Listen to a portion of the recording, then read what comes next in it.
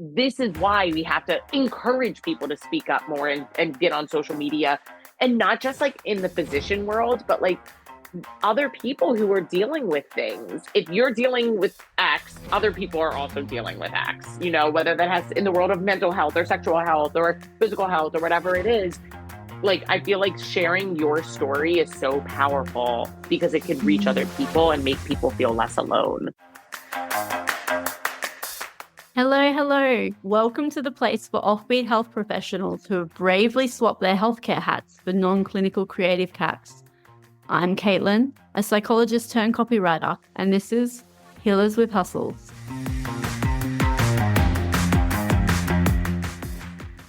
Now, my guest today is Dr. Olivia Richman, who is a board-certified family medicine physician, 2 times TEDx speaker, and the founder of Glamourpuss MD and Docfluencer MDO.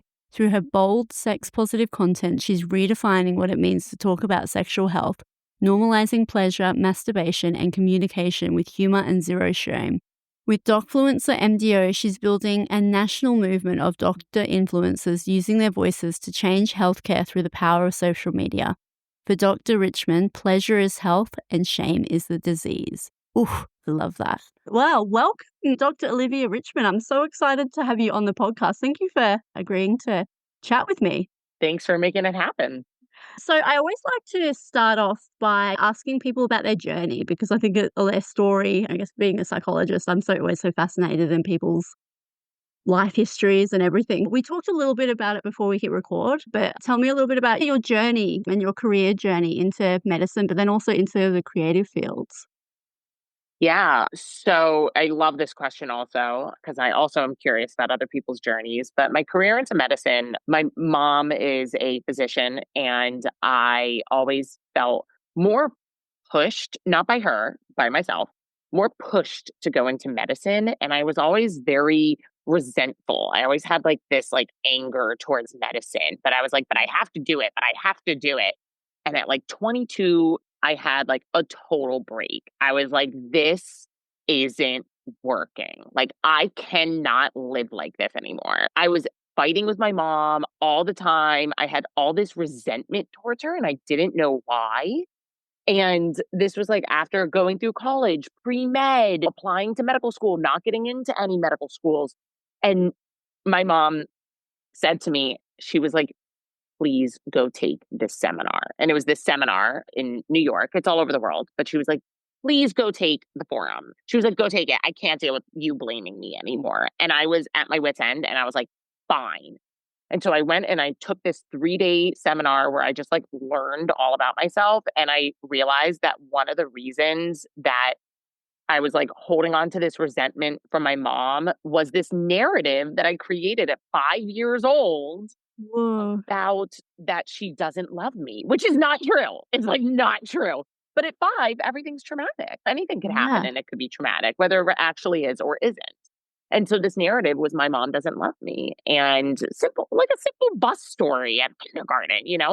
And I lived my entire life from 5 years old until I had this realization at 22 that I've been living life as mom doesn't love me. And so I needed her approval for everything. And one of the things that I thought I needed to do in order for her to love me was to go to medical school. And so I always had this very tumultuous relationship with medicine. I had this incredible self-discovery weekend. And then I was like, I don't want to do medicine right now. I want to explore. I want to try other things. And I started working at this nonprofit here in New York, and it focused on entertainment education. And what they would do is they would produce content, whether it be shows, radio series, comic series. They would focus on a topic, and 70% about that topic was entertainment and 30% was education. So they would be like, oh, there's a place in Colombia, in the country where it's really high domestic violence. Let's put a series over there and talk about and do like this domestic violence series where people are tune in because it's entertaining, but also they give a ton of resources. And so I worked there and I like fell in love with this concept. After like taking 3 years off, 4 years off, whatever it was, I decided, okay, I'm ready. Now I choose to go to medical school. Mhm. And so I went to Of medical course. school. And during medical school, I saw a lot of unwanted teen pregnancies, sexual assault cases. And I was like, I need to do something about this. I want to. And my whole life, I was like, Mom, I want to go to Hollywood. I want to be a famous actress. And she was like, not a career that is like super stable. So, like, let's find a backup and you can do that at some point. Mhm. And I was like, fine. So I've always been someone that's been like very comfortable in front of a camera, love the spotlight, love the attention. And so I started a YouTube channel and it was all about educating girls on their sexual health and their bodies and how to prevent teen pregnancy, how to avoid STDs or STIs or HIV and a whole series of things that have to do with your sexual health. And I started it when it wasn't very popular to talk about. It was about 10 years Mm. ago. And I just took off from there. I just kept on going and rolling and moving and going to the next thing and pivoting. And, having a social media channel is a total journey. And I would consider myself a micro 100%. influencer, but it's something that I always felt like I don't want to just do like silly things. Like I want to contribute to the world and I Yeah. need to. Like I'm compelled to, especially as a physician having, this education behind me and having being lucky enough to have this Yes. education behind me where other people, women, boys too, guys too, don't have that sexual health education at their fingertips. And I do. And so that is a little bit about my medical journey and about my social media journey. Perfect. Wow, that's so cool. Was it you were working? Was it more of like an internship or like what It did was an that internship. Yeah. But that feeds so beautifully into what you do now, right? With like Docfluencer, like MDO. That's Yeah. how perfect. And was that just something that you realize when you look back, you're like, oh my gosh, it makes so much sense that I've gone into this route now? Or was it because you've had that experience, you thought, no, I can make a difference and with yeah, my channel and I would say like there's a quote and I'm not going to quote it perfectly, but it's like by Steve Jobs and it's like when you look forward you can't connect the dots, but when you look back you can connect the dots, something like that. And I Mm, definitely see it like that. With Docfluencers is like a bit of a different avenue that I went down after residency. So I graduated residency, and when I was in residency, I felt like that there was a lot of inequalities and a lot of things that were very unfair. And that had to do maybe with hours or with covering other people's shifts and not getting covered back and not being paid for overtime and working overtime and yeah. being talked down to by your superiors, and just having just incredible you could be a great teacher and not be cruel. Like you Yeah, can make an absolutely. impact and not be condescending. And in medicine, I don't know why that's not why like physicians haven't picked Yeah, up on this yet. that's it. Like It's like the I was treated this way by, yeah, my superior, so I'm gonna treat, like, people this way. It's like, you can break the cycle, you don't need to break the cycle, the trauma cycle. And I don't know if it's because physicians, I don't know if this is true or not, but I almost feel in my experience that like physicians don't have Mm, a lot of interest in self-reflection. Like I think just now it's like therapy is becoming a thing. And, like yeah, I feel like medicine, it's just like you're studying all the time. And yeah, like if you're complaining, suck it up. And which, so I guess it would toxic. make sense because physicians have a very high suicide rate. Yeah, But yeah, very high. Medical students and physicians have high suicide rates. And so I think that would make sense. You don't care for your mental health. And also, you're in a position where there's a lot of burnout and you suffer, but you have to suck it up because you have to work. So, yeah, and do it in silence and yeah, yeah. And yeah, so, when I was in residency, I saw a lot of those inequalities and injustices and things that needed to change. I also realized I know nothing about our insurance, like how our health insurance works and how our health system works. And I'm like, how am I a doctor in the system but know nothing about this stuff? Like, is this by design? Like, why is this happening? And mm, so I decided to create Docfluencer MDO, and MDO is because we have MDs and DOs in the US. I don't know if it's What's so different. it's like medical doctor and then what's DO? Doctor of osteopath or osteopathy. Right. Uh-huh. Same exact thing. They have the same exact I'm, I was in residency with DOs also. Like DOs are the same Oh, exact wow. thing. And I needed to include DOs because they're physicians and there's kind of like a stigma that I hope is changing around it. Yeah. They have all the same classes. They just literally have an extra class on top of that. And for some reason, people are like, no, I want to Wow, see an I MD, which I huh, 1000% disagree with. So that's so interesting, didn't know that. MDO, Huh. and I wanted to create it because I wanted to create a place on Instagram where you could find reliable, credible, medically accurate, entertaining, and educational information Cool. by Mhm. physicians, and that doesn't exist right now. Like, there's no one hub that For it. Docfluencers live where you could be like, "Oh, I don't know much about this. Let me go to the Docfluencer page and see if they have it, that if they're covering it." And so, I kinda wanted to be like a medical news source or a medical hub Yes, for it's so cool. information. Yeah. Particularly considering what's happening online with, like, Meta and, like, how they're removing all fact checking and things like that. Right. I didn't even think about that. That's a good point. Like, yeah, Yeah. It just, it freaks me out a little bit, like, I can't think about yeah, it too much or yeah. else I, like, get a bit like, "Oh my gosh," spiral, but what a great thing you're doing, like, I think it's incredible what you're doing. It's Thank you. Thanks. really, really cool. Yeah, thank Mm. you. I appreciate it.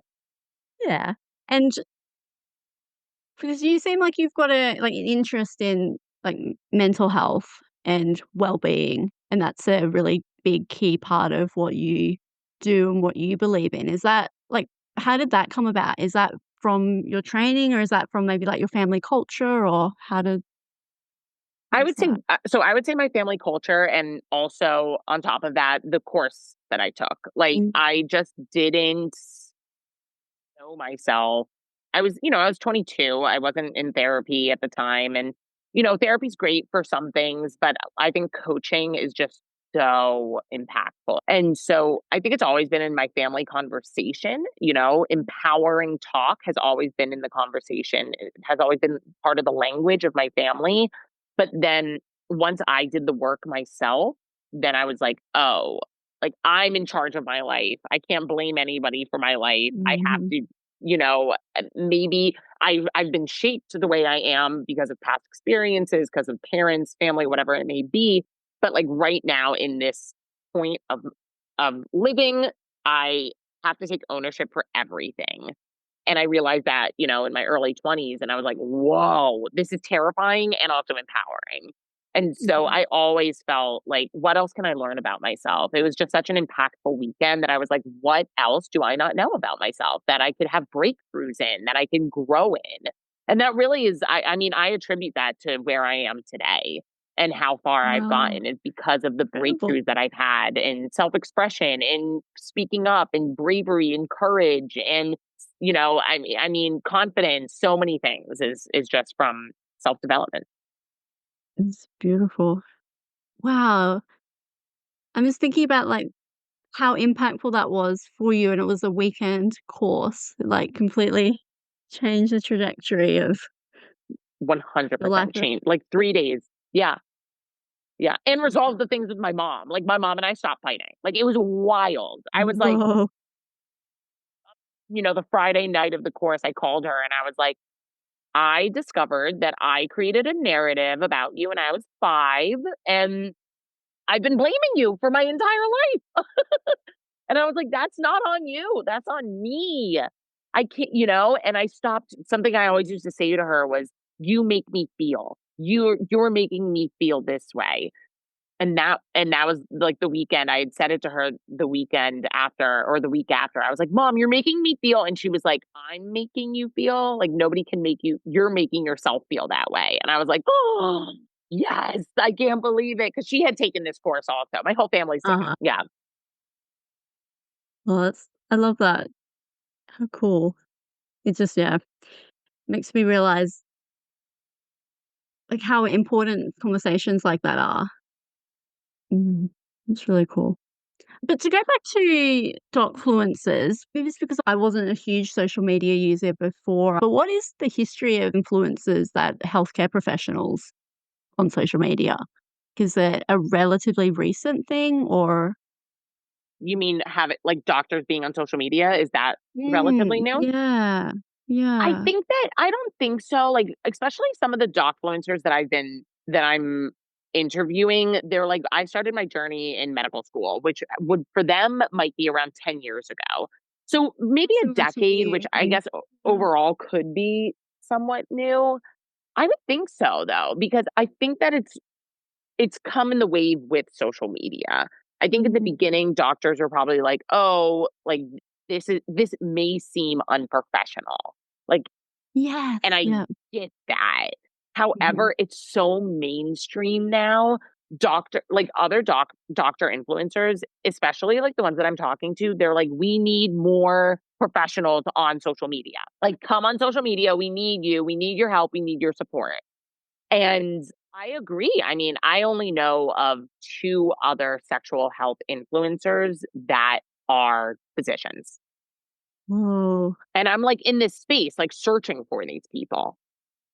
Huh. So maybe 3, now that I'm thinking about it. Great, and Mm. yeah, In that's the really great. those are like English speaking. Yes. So, Yeah. Is that a reflection of, like, people's thoughts on, like, sex and sexuality, or is that just people's fear of being online? That's a curious thing. Tell me more about yeah. that what that was like for you, like, when you first started being like, "No, I'm gonna start my YouTube channel," because that sounds like such a scary thing. Well, at least for me, it sounds really terrifying.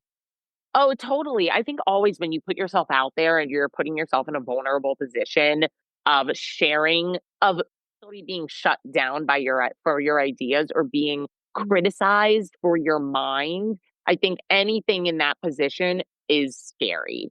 And from the outside perspective, because I was in medical school still, and there's that hierarchy, I would tell my superiors, like, my attendings, like, "I'm starting a YouTube channel about sexual health," and they were like so many of them were like, "Do not do that.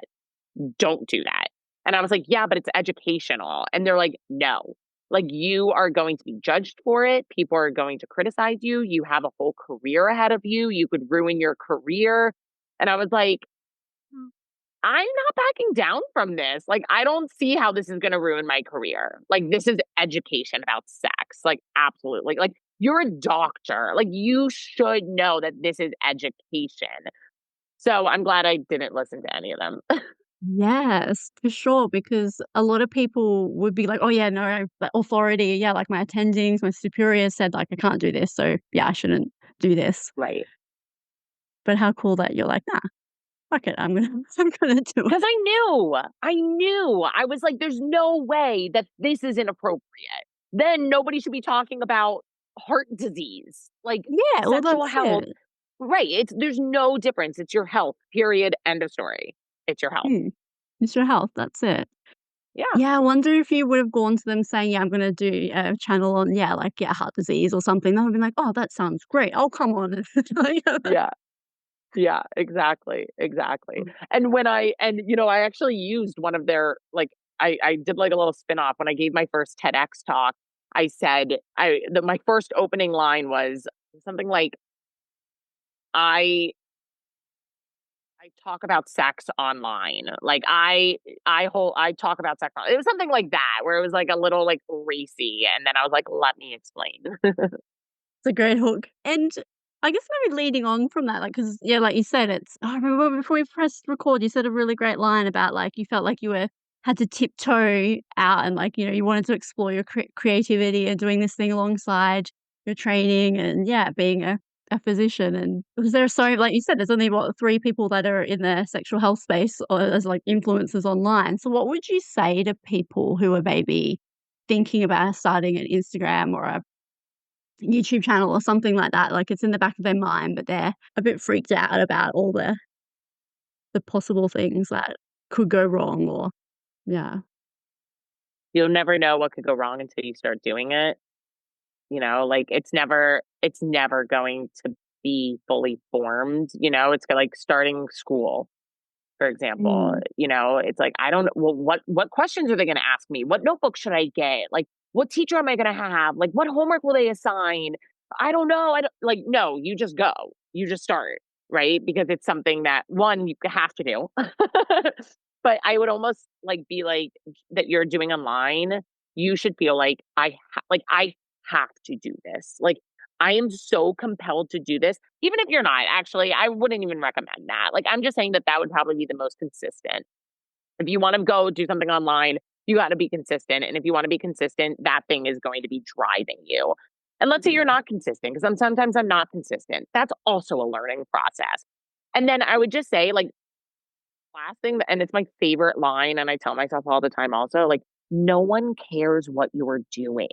Like, everyone is so self-absorbed into what they're doing and scared about looking bad themselves. They're not worried about how bad you might be looking. Like, we're just worried about ourselves. So, like, that fear is only impacting you. It's not impacting anyone else. No, exactly. That's yeah, it's so right. I remember like when I first started, I had all of those things like, oh my gosh, like the imposter syndrome. Who am I to be doing this? Like, what are my peers gonna think? Something about like the profession and like, oh my gosh, I think because we've got our regulatory body like APRA there. Yeah, I was freaked out. Like basically, like APRA were gonna like knock on my door and take me to like jail because I was doing something that was so out of the lines of what a like quote unquote psychologist should be doing. But then when I did it, I'm like, I don't think people really even notice really. Right. And it's so Nobody hard even to get like noticed. attention online Right. to get Right. reactive Like, things.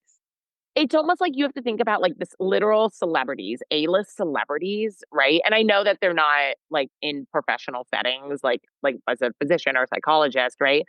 But, like, think about A-list celebrities. Are we up to date every single scandal that is going on in their not even scandal, one post where I'm sure J Lo is like, oh my God, should I put this there? I mean, she definitely isn't. She doesn't do that anymore. She just fucking does whatever she wants. But like, just think about it. It's like all like nobody. I don't check up on every single A-lister's post, and they're in the limelight. The So limelight, yeah. no one's. It's fine. That's fine, that's it, Just yeah. do what makes you happy and challenge yourself. See Yeah, where it and takes you. yes, and speaking about challenging yourself, tell me what you told me before we hit record. It always happens, like, we always have these, like, cool conversations before I hit record. We'll circle it back. We'll circle it We'll back. circle back, Yeah, you that's were it. telling Yeah. me about like, oh my gosh, the habit starting a podcast so wasn't me. This is what you said to me before. Mm. And yet here you are interviewing me and it's so cool. We're on opposite sides of the world and we get to like meet a new person. And then I said to you that my roommate and best friend, me and her call that being unrecognizable, which is like our favorite thing. It's like, what are you doing this year to make or this month or this week where you're going to be unrecognizable? Like you would look back and you're like, I can't believe I did that. And like for me, one of the things that I just did, and I don't know why I did it, but I did it because my cousins are doing it, but I'm training for a half marathon and I've never done this before. Like, I'm not a runner. I'm just like, I'm usually like, no, I'm doing my own workouts, but I signed up for a half marathon and I'm training for it. So it's wild, but it's really cool. But that's something where like by April that I'm going to look back on Olivia in January and be like, wow, who was that girl? I love that so much, like, being unrecognizable and yeah, doing things that are so out of your comfort zone, or like we were talking about you keep talking about, like, the narrative that we have of ourselves and that stories that we tell ourselves, like, "I'm not a runner," or like, "I'm not a podcaster," like, "I'm not a good speaker," like, all these ideas that are yeah, they're just stories in our head that we've somehow picked up along the way that and then reinforced it, so I think that's so Yeah. I keep that in mind for sure. It's a Yeah. nice little It's this, permission slip. yeah. It's the fable about the baby elephant. And they had the baby elephant with this big, heavy rope around its neck. And then they tied the rope to a peg and the elephant can't move more than this radius. But then the elephant grows and grows and grows and they keep on having to change the ropes. And finally there's a full grown elephant with this thin little rope around its neck, but still not going out outside of that radius because it doesn't think it can, Mm. because it was trained since it was little. That's us. When we were 5 years old, we didn't care if we sang on the street and skipped down the street singing and running and True. jumping. That was our self-expression, and it was joyful and light and fun. And I think that you start building stories and narratives your entire life, from instances and Mm. things that happen and things that people say to you. And instead of being a goldfish, which is like you have a 2-second memory and you just let it go, let it go, let it go, let it go, it builds. And then we become this quiet, fearful person that wants to be as small as possible. Well, exactly, and not take up space. I think that's Yeah. also something I totally recognize, particularly myself. Like, I didn't wanna take up any space. Like, I'm someone that's like, yeah, shrinking, like, "Don't notice me." Like, I don't wanna take up any space, and then I realized, like, that's like, not healthy, but also limiting myself so much. Yeah. Mm. It's self-development, it's a long journey, but no, it's really cool. Like, when you talk to influencers, like doc influencers, do you notice any patterns of, like, imposter syndrome and all of those things? And these people who are wildly successful and have, like, huge achievements, is that a conversation that comes up? So funny because I don't think we've had that conversation, maybe with 1 or 2 doctors, but know that all of them, I actually don't know if this is true or not, but I would take a guess that we've all experienced it. And I still Mm. experience it. I speak to my mom and she's a practicing physician and she still experiences it. She's been in medicine for 30 years. So I just feel like it's something that's just common and it's there, and it's just like, okay, how do we work through it on a day-to-day basis? And also, like, we're bigger than that. Like, we're bigger than, like, that story isn't going to hold me down because I know it's not true, right? It's a story versus reality, and like reality is where I choose to live. Mm. Sometimes I pop back into the story, but I have to have the awareness of going back into reality.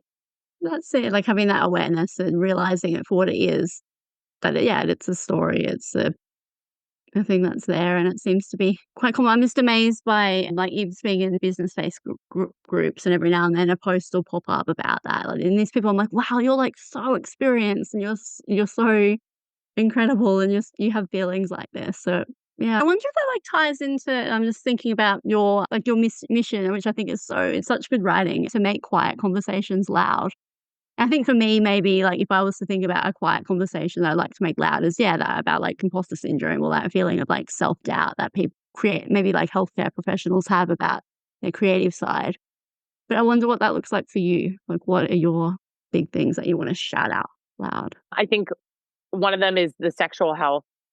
One of them is mental health. And then I think with docfluencers, change within healthcare. And I think that looks different for everybody. And that's why, I have an Instagram live every week on docfluencers where I'm talking with one of the docfluencers that I'm highlighting. And, we talk about what they would like to change in the healthcare system, because Mm. our healthcare system has to change. We don't have universal healthcare. It's just such a complicated, crazy system. And so I'm trying to navigate it. And so I talk to other docfluencers to understand more, to learn more, to see what they're dealing with, and kind of see how we can make a difference. Yeah, 'cause it's like you said, I feel like so ridiculously privileged. Like in Australia, we have healthcare for everyone, and I remember I saw one of your posts when you were talking about, it was a surgeon that was in the middle of surgery and got a call from their health insurance saying, like, you can't, it's not approved or Right. something like that. And I thought and I think maybe if I follow, like, Lady Spine Doc, and, like, she was talking about that as well, and I was just thinking, like, mind blown, like, that's something that you as doctors, physicians are dealing with day in and day out, like, that's Yeah, yeah. heavy. Yeah. I'm sure that happened probably to other doctors who don't have a social media channel. And so it's kind of like, this is why we have to encourage people to speak up more and get on social media, and not just like in the physician world, but like other people who are dealing with things. If you're dealing with X, other people are also dealing with X, whether that has in the world of mental health or sexual health or physical health or whatever it is. Like, I feel like sharing your story is so powerful because it could reach other Mm. people and make people feel less alone. I was just when you're talking, I was just reflecting on my I feel like I'm talking about myself a lot. This is about, like, my, yeah, experience, like, in school of sexual health and that it was just non-existent, right? Mhm. Is that Yeah. similar in like, in the States, Yeah. that it's just not a That's thing? funny that you said that because I was like, "Oh, I wonder what it is like in Australia." It depends on what state you're in, right? It depends on where in the country you are. If you're in, like, we call it, like, the Bible Belt, which is kind of like the South Yeah. area and, like, goes all the way across the country. And if you're in that area, like, it's abstinence only, and you're not really learning about sex. And those are the states a lot like Louisiana, Alabama, those are the highest teen pregnancy rates, Yeah. and also all the states where, like, abortion's illegal or is becoming illegal. And so it depends on what state you're in, and then it also depends on what school you go to, Yeah. because certain schools might be a lot more maybe have funding for the education or are more liberal. But your school didn't? Didn't have any sex education?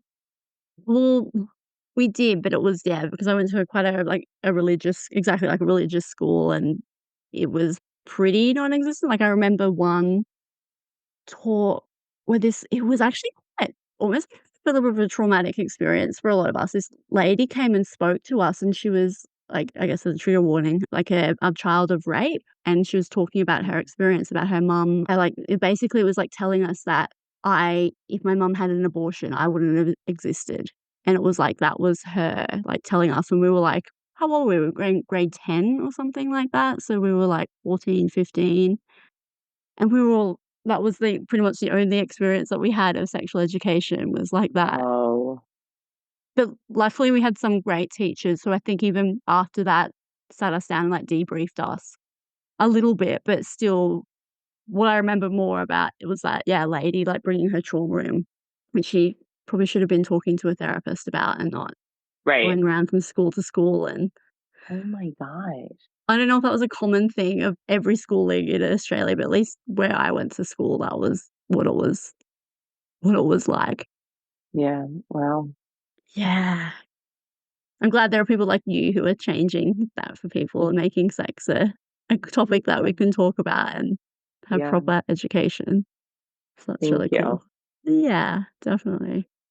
Is there anything that, like, as we've been talking now that you wanted to, yeah, anything that you wanna say or anything that's, like, come up that I haven't asked you any questions about and you're like, "Actually, no, I wanna speak to this?" Mhm. I would say that I am doing all of these things, and also I'm still figuring it out. Like, I still don't know what the plan is. Like, I'm making the but, like, literally minute by minute, like, I'm always having new things in my head where I'm like, "Oh, I wanna do this. Oh, this can transform into that." And that's why I always think it's important to start the thing that you wanna start, because it might not look the same in a month, 6 months, a year, 5 years, and it might transform into something that you're obsessed with, something that's a total, I don't know, not what you expected it to be. I was gonna say the word failure, but it's not a failure. It's just it shifts, it changes, and I'm still figuring it out. In, like, therapy and in journaling, I'm like, I want to have it all figured out already, and it's like, that's just not happening. I just need to change my language around it and be like, "It's a journey, and the journey's fun." Or, like, the journey is I'm in discovery, and it's Well, I just, like that in discovery.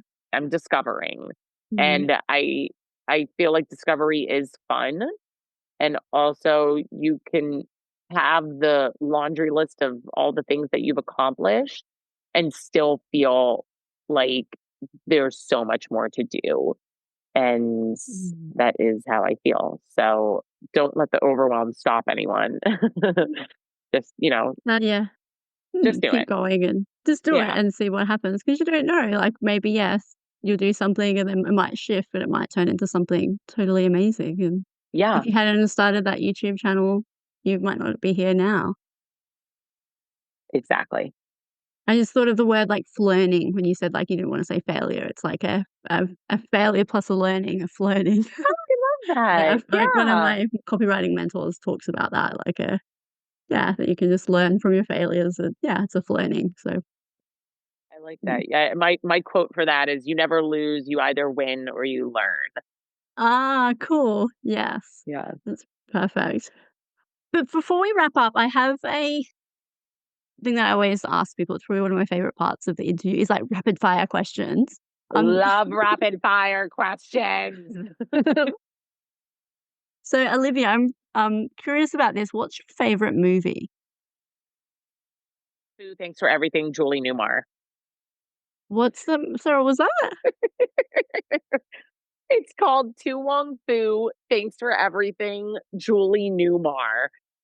Wow. It's an incredible movie.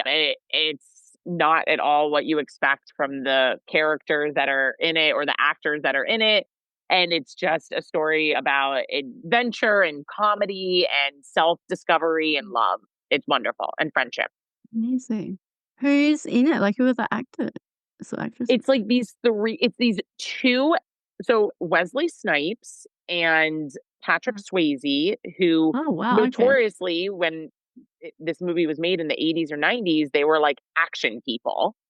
And Mm. they in the movie are drag queens. And it's John Leguizamo also, who's a comedian, and the three of them are drag queens, and unbelievable. It's Sounds unbelievable. so The good. movie's unbelievable.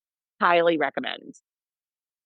Yeah, I really wanna watch that now. I'm hoping that it'll be on, like, Netflix or something. And what is a concert you'll never forget? So many concerts. I guess I'll have to say my first concert was with my mom and my sister, and my mom, we were in middle school and she took us to go see Ricky Martin. And so I think it was a Whoa. combination of like Ricky Martin and also that it was with my mom and my sister. Yeah. It was the Oh, first that one. sounds really fun. Yeah. Cool. Oh, yeah. No, I think, like, first concerts are always, like, memorable for sure. And what about I was struggle to, like, phrase this, but what's an absurd or, like, quirky fact about you or absurd thing that you love? I Like, know mine this is that exists. Oh mm. yeah, what's yours? What's yours? Yeah, as an example, mine is that I eat pizza backwards. So, because it's like Love that. so I I have the crust love first because 'cause that. I'm like, that's like, the not the nice part of the the pizza. The best part is, like, the Right. middle bit, so I'll have that for last. So true. Oh my god, what is a quirky I don't eat the crusts, but that's not a quirky thing, and I don't want that to Mm. be my answer. The first thing that's, like, coming to mind is, like I got it. I'm a hype woman. Like, you tell me, like, what you tell me that, like, you learned how to tie your shoe differently, and I'm like, "Oh my god. Like, we need to talk about this. What happened? How did you learn? Tell me more." So, I'm a hype woman. Beautiful. That's a really cool, like, quirky fact about you, but, like, I get with you that it's comes from a place of, like, genuine, like, you're Yeah. very genuine about it, which Yeah. is the big difference there. Nice. And your cat, what's your cat's name? I saw. Sibby. Zibby. She's Oh, my oh, she's so she's my sweet. med school kitty. Oh, wow. She's been with me Oh, since day one of medical school. She was yeah. like a little Oh, homeless outdoor kitty, and I was like, "You're mine." Scooped her up. oh, I need yeah. Oh, been through a Very lot then. sweet. Yeah, She looks really, like, loving, like, this is the cutest little, like she's so cute. I'm gonna Yeah. do a little when I gonna do a little screen grab of that, it's like, Yes. "Oh, that's so sweet." But where can people find you? Online? Your maybe even your TED Talks, are they online? I did watch one, but yeah, tell Yeah. everyone. Yeah, so if you wanna watch one of my TED Talks, you could just type in Olivia Richman TEDx. It will pop up on YouTube. On YouTube and Instagram for my sexual health channel, that's under Glamour Puss MD, and that's GlamourPussMD. And then Docfluencer MDO is my Doctor Influencer channel where I highlight doctor influencers in the US in hopes of changing the healthcare system. And that's on Instagram. So those are the places that you could find me. Beautiful. Thank you so much for this. I'll pop all the show links in the episode as well. But otherwise, thank you very much. I really enjoyed this chat and I'm so glad that we could, yeah, make it happen. Me too, Caitlin. Thanks so much for inviting me on. This was awesome. Thank you. All right. That's the end of another episode. Thank you so much for tuning in to Healers with Hustles. If you've enjoyed today's episode, will you do me a tiny favor and subscribe to the show? Just tap the subscribe button on your favorite podcast platform and you'll be the first to know as soon as a new episode drops. Thanks so much for listening. Okay, ta-ta for now.